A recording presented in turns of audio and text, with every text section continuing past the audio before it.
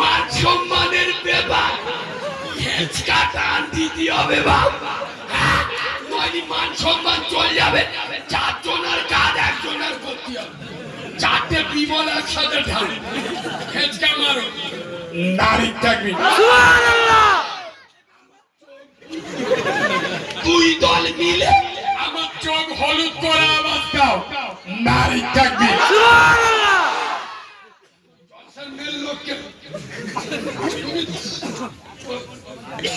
কমিটির ছেলেরা সন্ধ্যের 8টার আওয়াজ বেরোচ্ছে, না না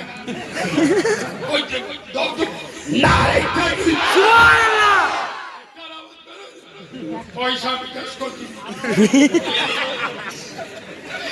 আর একটু ছেড়ে দেন, নারাই থাকবি, নারাই থাকবে। পীরের হক শিল্পীরা আসিলাতে মোছাতে দেবা, আল কুরআনের আলো, জোরে আল কুরআনের আলো,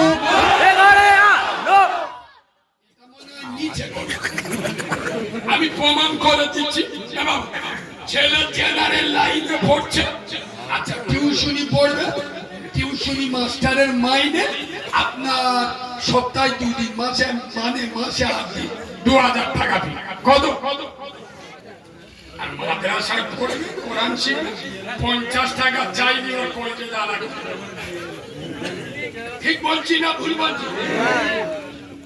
ইংরেজি পড়া মাল কবরে যাবে, ফেরেশতা এসে বলবে মান রব্বুকা।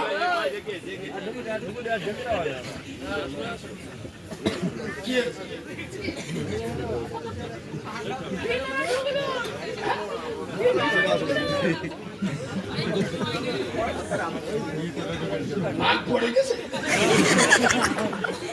এবং ইংরেজি পড়া লোক কবরে যাবে, ফেরেশতা এসে বলবে মান রব্বুকা। ফেরেশতা যেই মান রব্বুকা বলেছে চোখ নিয়ে নই, আর 14 পুরুষ তো এ ভাষা শোনে না, এ উঠে বলতেছে হোয়াট ইজ দিস। ফেরেশতা মনে মনে করতে সবাই গালাগালি দিচ্ছে, তুমি চালাবে না চালাবিনি। তার ফসল তোরা যারা ছেলে মেয়েদের ইংরেজি পড়াস, আমি ইংরেজি বিরোধী নয়, কিন্তু ইংরেজির দৌড় কবর পর্যন্ত, হিন্দির দৌড় কবর পর্যন্ত, বাংলার কবর পর্যন্ত। আর যে শিক্ষাটা ওই সামনে মাদ্রাসায় দেওয়া হচ্ছে কোরআনের ভাষা, আরবি ভাষা, এর দৌড় শুধু কবর নয়, কিয়ামত এবং জান্নাত পর্যন্ত। সুবহানাল্লাহ, সুবহানাল্লাহ। কোরআন বাচ্চাদেরকে শিখাও, খোদার কসম কোরআন বলেছে ইন্না নাহনু নাযালনা যিকরা ওয়া ইন্না লাহু লাহাফিজুন। কোরআন নাজিল করেছি আমি আল্লাহ, কোরআনকে হেফাজত করব আল্লাহ। দিন আগে হরিণডাঙ্গা জলসায় গেছিলাম, আরে নদিয়া জেলার হরিণঘাটা, ওখানে একটা বিজেপির বিধায়ক আছে, গোবর খাওয়া মা, করোনার ভয়ে গরুর মুখ খায়, সেই মালটা মাস 2 আগে ওয়াজ করেছিল, দেখেননি? মুসলমানদের কোরআন বদর ময়দানে পুড়ে গেছে বলেছিল না, বলেন? আর 27 জন শয়তান মিলে কোরআন লিখে। আমি হরিণঘাটার মাটিতে দাঁড়িয়ে বলেছিলাম, মিস্টার হরিণঘাটা বিধায়ক অসীম সরকার, আমাদের সাথে লাগতে আসেনি। একে তো বাংলাদেশের রিফিউজি মাল, আমরা হিন্দুস্তানি মুসলমান। তোরা খাস গরুর মুখ, আমরা খাই গরুর দুধ। তোরা খাই গরুর গোস্ত, তোরা খাস গরুর গোবর, আমরা খাই গরুর গোস্ত। বাপকে গালি দিয়ে ছেড়ে দেবো, মাকে গালি দিয়ে সহ্য করব, কোরআনকে অপমান করবি ফেড়ে দেবো, নারী থাকবি। সুবহানাল্লাহ, সুবহানাল্লাহ। সহ্য করতে পারে, কোরআন অপমান সহ্য করতে পারে না। বদর ময়দানে কোরআন পুড়ে গেছে। আসলে আপনারা পড়েন না, তা কি বলবো? এই শুনুন, কোরআন নাজিল হয়েছে কতদিন? 1 সপ্তাহ, 1 মাসে। জ্ঞানী মানুষ। টোটাল কোরআনটা নাজিল হয়েছে 23 বছর ধরে। কত বছর? আমি সোজা ঠুকঠুক করে বলছি শুনুন। অসীম সরকার যে বলেছে বদর ময়দানে কোরআনটা পুড়ে গেছে, আর বদর যুদ্ধটা হয়েছিল ইসলামের প্রথম দিকে, শুরুর দিকে। তখন কোরআন সবে মাত্র নাজিল। আর আমার কথা বুঝছো? কোরআন তখন নাজিল হয় না, কোরআন সবে মাত্র নাজিল হচ্ছে। তাহলে যার জন্ম হয়নি তার বাসর রাত কি কয়? কথাটা বুঝতে পারেন? বদর যুদ্ধ তো ইসলামের প্রথম দিকে, তখন তো কোরআন কমপ্লিট হয়নি। যার জন্ম হয়নি তার মৃত্যু কি করে হয়? তার মানে কি বুঝতে পারছেন না? খোদার কসম, শোনো মুসলমানের বাচ্চা, কোরআন দিয়ে জীবন গড়ো। আমেরিকা, ব্রিটেন, জাপান, জাপান, মুদির বাপেরা এরা পরমাণু বোমাকে অতটা ভয় পায় না যতটা ভয় পায় আল্লাহর কোরআনকে দেখে। কেন?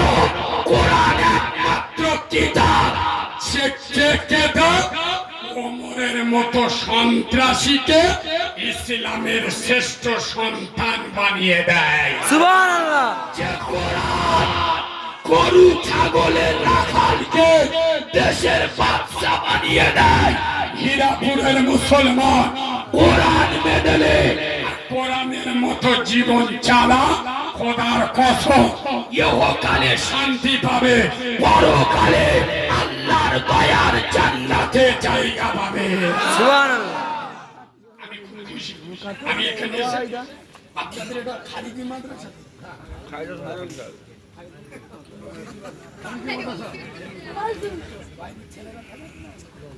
ভাই, আমি দেখেন সব গ্রামের মানুষ বেশি তো, খোদার কসম আমাকে ভুল বুঝবেন না। আমি একটা এতিম বাচ্চা আপনাদের কাছে অনুরোধ করে যাচ্ছি, এটা আমার ইমানি বিশ্বাস। এই গ্রামে যত কবরস্থান আছে আল্লাহ এদের কবরে আযাব দেয় না, বলো ইনশাআল্লাহ। ইনশাআল্লাহ। এই কোরআনের বাগান, সকাল সন্ধ্যায় কোরআনের শব্দ হয়, আর মাসুম বাচ্চারা দোয়া করে, আল্লাহ এই মাদ্রাসাটা তৈরি করেছে এলাকার লোকেরা, ও মালিক তাদের মৃত আত্মীয় স্বজনের কবরের আযাব তুমি দিও না। এটা তো আমার ইমানি বিশ্বাস। আমার মা শুয়ে আছে আমাদের মাদ্রাসার পিছনে, পায়ে ধরে বলে যাচ্ছি এই মাদ্রাসাটা আগামী দিনে লক্ষ্য রাখবেন, এই হাওড়া জেলা মডেল মাদ্রাসা হিসেবে আপনারা জান ও মাল দিয়ে মেহনত করে এখানে বাইরের ছেলেরা এসে পড়াশোনা করবে, কোরআন শিখবে। এখান থেকে আপনাদের খেয়ে কোরআন শিখে গোটা দুনিয়ার অলি গলিতে ছড়িয়ে যাবে। কিয়ামত পর্যন্ত আপনারা কবরে বসে বসে সওয়াব পাবেন। সুবহানাল্লাহ। মাদ্রাসাটা আপনারা অন্তর দিয়ে ভালোবেসে আগামী দিনে একটা বীরত্ব জায়গায় নিয়ে যাবেন ইনশাআল্লাহ। জোরে বলুন ইনশাআল্লাহ। একবার দরুদ শরীফ আল্লাহুম্মা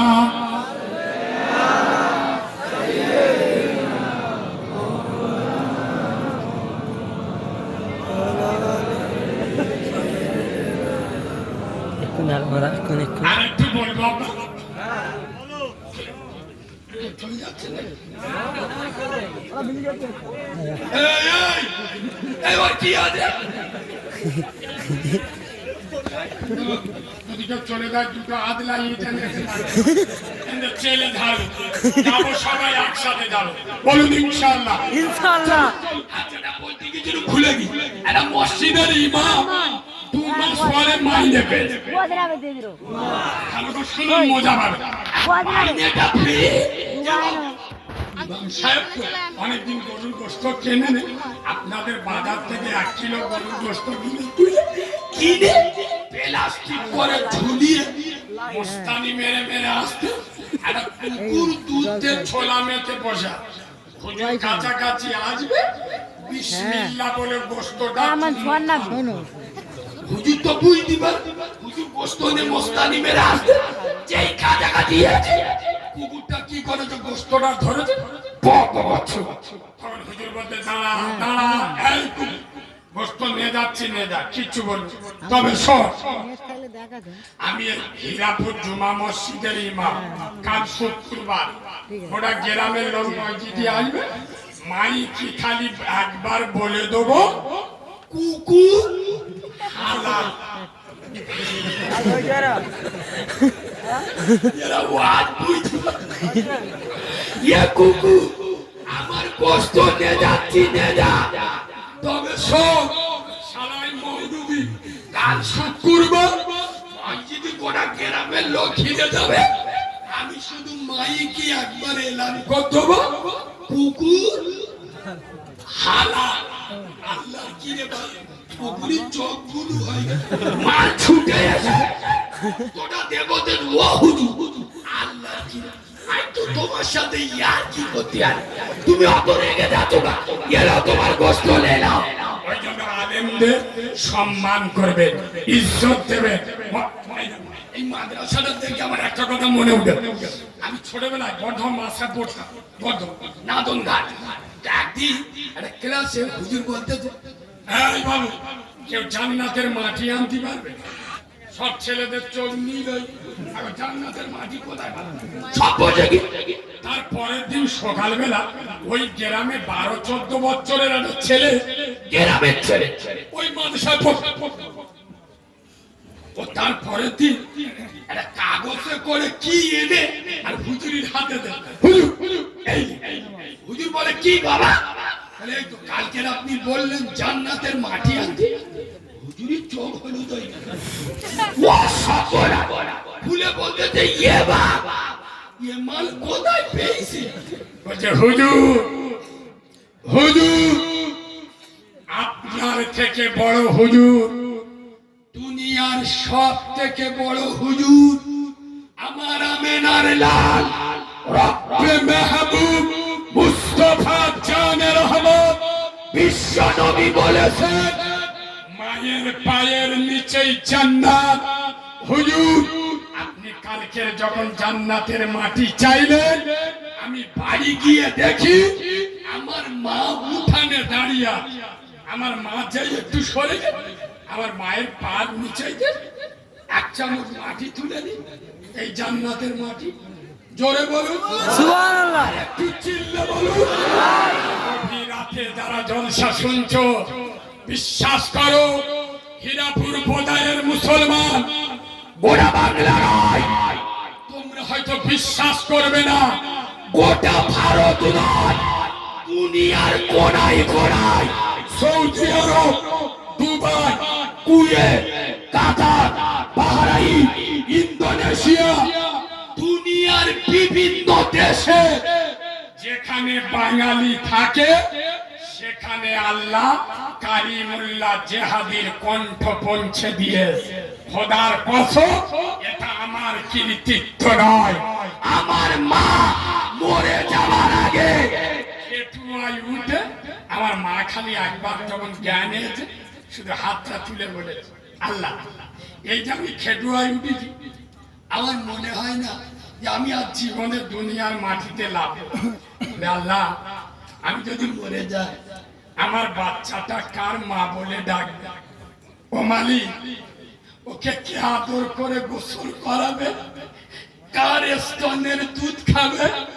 ও আল্লাহ, আমি ওর 32টা নারী ছিঁড়ে জন্ম দিচ্ছি রে, একদিন দুদিন নয়, 10 মাস 10 দিন পেটে ধরে প্রসবের নাই ছটফট করেছি। আমার 10 হাত শাড়ি রক্তের বন্যা বইয়েছি। হে মালিক, আমি ওর নারী ছেঁড়া মারে তোর বিশ্ব আদালতে আমার হাতে প্রসবের রক্ত এখনো শুকায়নি। প্রসবের রক্ত মাখা হাত নিয়ে দোয়া চাচ্ছি, আল্লাহ, আমার বাচ্চাটা তোর কুদরতি হাতে রেখে গেলাম। খোদার কসম, আজ কারিমুল্লাহ জেহাদি রাত দুটোয় উঠলে 1000 লোক, ভোরের বেলা উঠলে 1000 লোক, সন্ধ্যে বেলা উঠলে হাজার হাজার লোক। এটা আমার কোনো কৃতিত্ব নেই, আমার সাথে আমার মোরা মায়ের দোয়া আছে। এই পলায়ে যুবক ছেলেরা, দেখ, সামান্য মার কথা বলিছি,